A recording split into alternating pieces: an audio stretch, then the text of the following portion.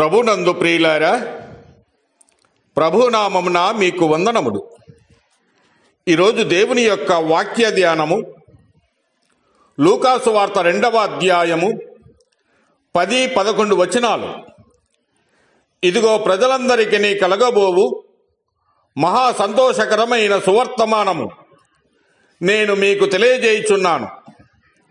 దావీదు పట్టణమందు నేడు రక్షకుడు మీ కొరకు పుట్టి ఉన్నాడు. ఈయన ప్రభు అయిన క్రీస్తు. దేవుడు ఈ మాటలు దీవించి ఆశీర్వదించునుగాక.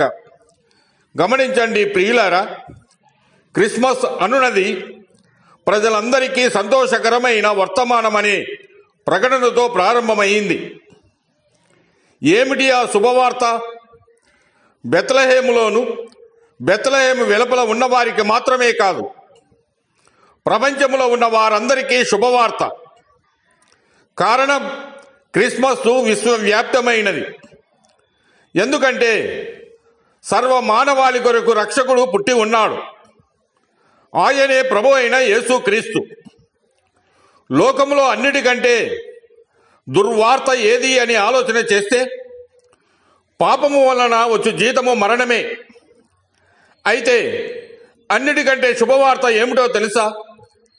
వారి పాపముల నుండి ఆయనే రక్షించును అని దూత గొర్రెల కాపరులకు చెప్పాడు. మీ కొరకు రక్షకుడు పుట్టి ఉన్నాడని. దేని నుండి రక్షణ? దుఃఖ బాధల నుండి రక్షణ, పేదరికాన్ని నుంచే, అణగదొక్కే ప్రభుత్వం నుంచే, లేక ఈ లోక సంబంధమైన న్యాయ అన్యాయాల నుండి రక్షణ, కేవలము శరీర రుగ్మతల నుండి రక్షణ కాదు. వీటికంటే భయంకరమైన దాని నుండి శ్రేష్టమైన రక్షణ మనకు దొరుకుతుంది. అది ఏది అంటే తన ప్రజలను వారి పాపముల నుండి ఆయనే రక్షించును అనున్నది. కనుక ప్రియులారా, క్రిస్మస్ ఖచ్చితంగా మంచి వార్త, శుభవార్తనే.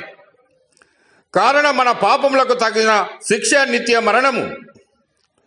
అయితే యోహాను సువార్త 3వ అధ్యాయం 16వ వచనము ప్రకారము తన అద్వితీయ కుమారుని యందు విశ్వాసముంచు ప్రతివాడు నశింపక నిత్య జీవాన్ని పొందుతాడు.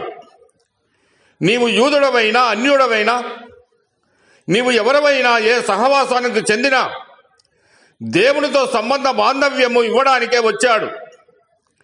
దేవుడు మానవుడై వచ్చిన రోజు సర్వజాతిని ప్రేమించి తన ప్రేమను కనబరుచుకోవడానికి, మోక్షాన్ని ప్రసాదించడానికి మానవ రూపము ధరించడమే క్రిస్మస్. ఆత్మరూపి అయిన దేవుడు మానవునిగా రావడమే క్రిస్మస్. క్రిస్మస్ మతానికి, కులానికి, గోత్రానికి సంబంధించినది కాదు, అందరికీ సంబంధించినది. అయితే ప్రియమైన సహోదరి, సహోదరుడా, నిజమైన క్రిస్మస్ అనగా నిజమైన సంతోషము నీ హృదయంలోను నీ కుటుంబంలోనూ ఉండాలి. అలాగ ఉండాలి అంటే తన్ను ఎందరు అంగీకరించుదో వారందరికీ, అనగా తన నామమునందు విశ్వాసం ఉంచిన వారికి దేవుని పిల్లలగుటకు ఆయన అధికారం అనుగ్రహించాడు. కనుక ప్రియులారా, ఈ రోజైన క్రీస్తును అంగీకరించి నిజమైన క్రిస్మస్ను పొందుము. దేవుడు మిమ్మల్ని దీవించి ఆశీర్వదించునుగాక.